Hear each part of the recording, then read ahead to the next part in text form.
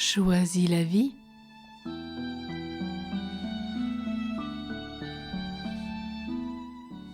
L'humilité.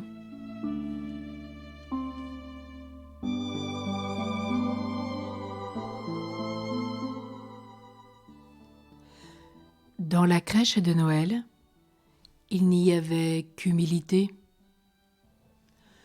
L'humilité de Marie, cette jeune fille toute simple, qui a su dire oui au Seigneur et être sa servante. L'humilité de Joseph,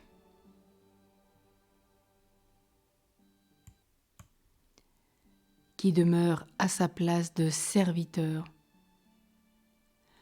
Dans l'étable où il se réfugie,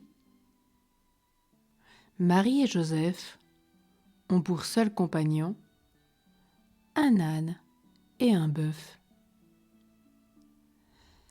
Marie accouche sur la paille, puis elle installe son enfant dans la mangeoire des animaux.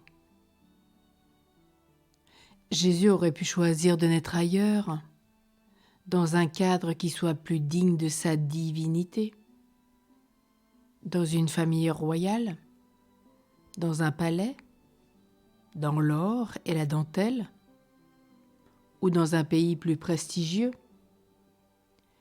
une civilisation plus avancée ou un peuple à la spiritualité plus éclatante.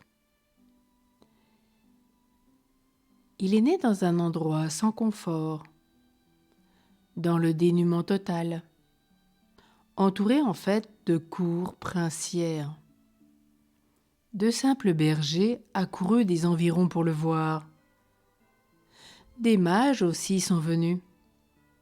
Ils étaient des autorités respectées dans leur pays et ils ont eu l'humilité d'entreprendre un long voyage pour se mettre à genoux devant un petit enfant. Ce petit enfant est venu montrer la gloire et la puissance de l'amour de Dieu.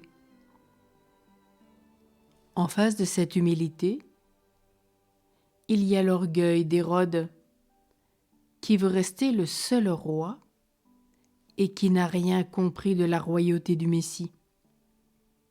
Sa lutte à lui est celle du pouvoir temporel.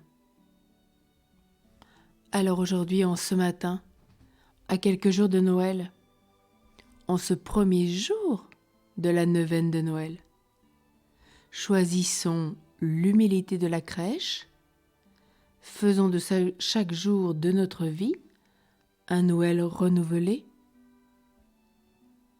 Oui, l'humilité, c'est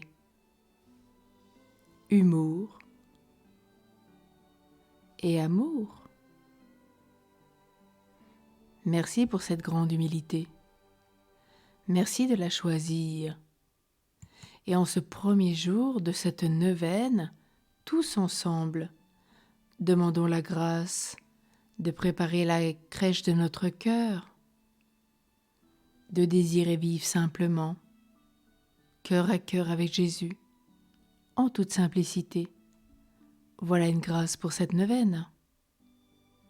Ensemble marchons et prions. Allons à la crèche et restons dans notre crèche de notre cœur.